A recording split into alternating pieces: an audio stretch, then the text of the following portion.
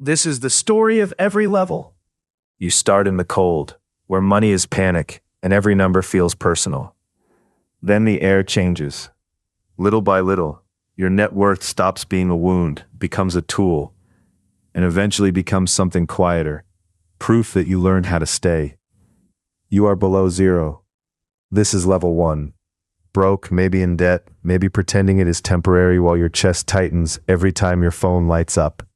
Rent, minimum payments, overdraft fees, borrowed time. Most people here are not lazy. They are exhausted, reacting, and that reaction becomes the trap. At this level, the trap is survival mode. You think the problem is only income, but the deeper problem is instability. When every week feels like an emergency, you make emergency decisions. Bad debt, broken focus, expensive convenience. The bridge is not confidence yet. It is control. A little space between you and the next crisis. Maybe a few hundred in the bank, maybe one setback away from falling back under. This is the strange edge between drowning and treading water. You feel hope, but it is fragile. Most people mistake this for safety. It is not safety. It is a temporary breath. The trap here is relief spending. The moment pressure eases, you reward yourself like the storm has passed. A nicer phone, dinner's out, subscriptions that whisper you have made it.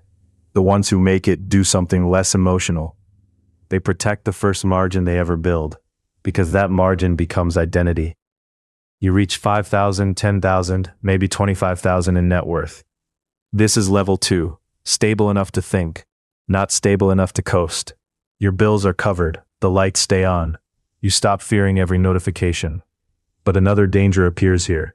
Life starts looking normal. And normal can be expensive. At this level, the trap is lifestyle drift disguised as adulthood. Better apartment, better car, better image, all arriving just as your income finally grows. Most people spend to match their peers. The bridge is quieter. You start separating what looks successful from what actually compounds. You are around 50,000. Maybe the debt is gone. Maybe retirement accounts finally exist. This is the first level where you can feel momentum if you stand still long enough to notice it. But standing still is hard. Most people sabotage this stage because progress feels slow, and slow progress insults the ego. The trap is impatience. You start hunting for shortcuts, explosive trades, business fantasies. Anything that can collapse time. That is how stable people become unstable again. The ones who keep climbing accept something difficult. Boring money is often honest money. The bridge is consistency with enough humility to keep repeating what works. You cross 100,000 in net worth. This is level 3. And it feels different in your body. You are no longer proving you can survive. You are proving you can build. Your accounts begin to move from your contributions and not just your labor. For the first time, money starts speaking when you are silent. The trap here is ego inflation. One strong market year, one bonus, one big contract. And you begin to confuse momentum with mastery. Most people loosen discipline exactly when discipline is finally paying off. The bridge is respect for scale. Bigger balances do not forgive sloppy behavior. They amplify it. At this level, your world gets socially complicated. Friends still spend one way. Wealthier people spend another. You stand in the middle, tempted by both insecurity and performance. The trap is comparison.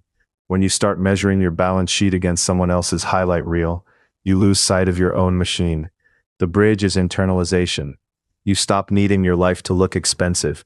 You become willing to look ordinary while your assets grow underneath the surface.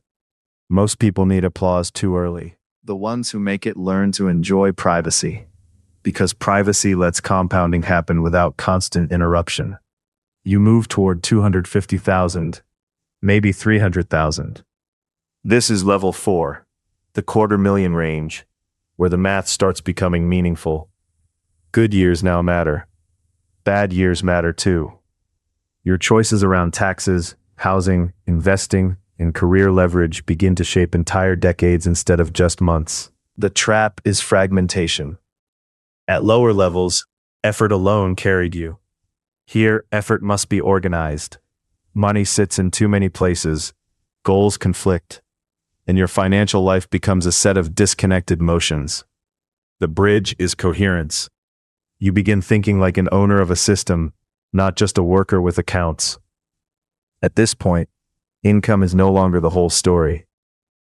You can earn well and still stall if your capital has no clear job. Most people remain half employee, half investor, never fully committing to either path. The ones who rise decide where wealth will come from: concentration and skill, then disciplined diversification in assets. You approach 500,000. This is level 5, and it is psychologically dangerous because it feels close to 1,000,000 while still being very far. People around you may think you are rich. You may even start believing it on certain days. That belief can make you soft before the summit. The trap is premature arrival. Bigger home, luxury lease, symbolic upgrades, hidden fixed costs that quietly consume future freedom. Most people celebrate the appearance of wealth before securing the structure of wealth. The bridge is restraint with vision. You protect optionality as if it were an asset because it is. This level also reveals how fragile concentration can be. A business slowdown, a market drawdown, an industry shift. And 200,000 can disappear on paper faster than it took years to build. The lesson is not fear, it is resilience. The ones who make it stop worshiping growth alone and start respecting durability.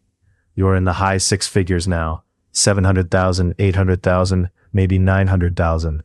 This is the hallway before the door everyone talks about. The million is visible. That visibility creates pressure. Most people become impatient again here, right before the threshold where patience matters most. The trap is forcing the last stretch. Aggressive speculation, oversized bets, overconfidence in one asset, one deal, one trend. People want the story of becoming a millionaire more than the reality of staying one. The bridge is maturity. You let the number come to you through structure, not adrenaline. You cross 1,000,000, this is level 6. The room does not erupt. The sky does not split. You open the app, stare for a second, and realize the number is both enormous and strangely quiet. That is the truth most people never hear. Wealth at this level feels less like fireworks and more like reduced noise. The trap here is identity attachment.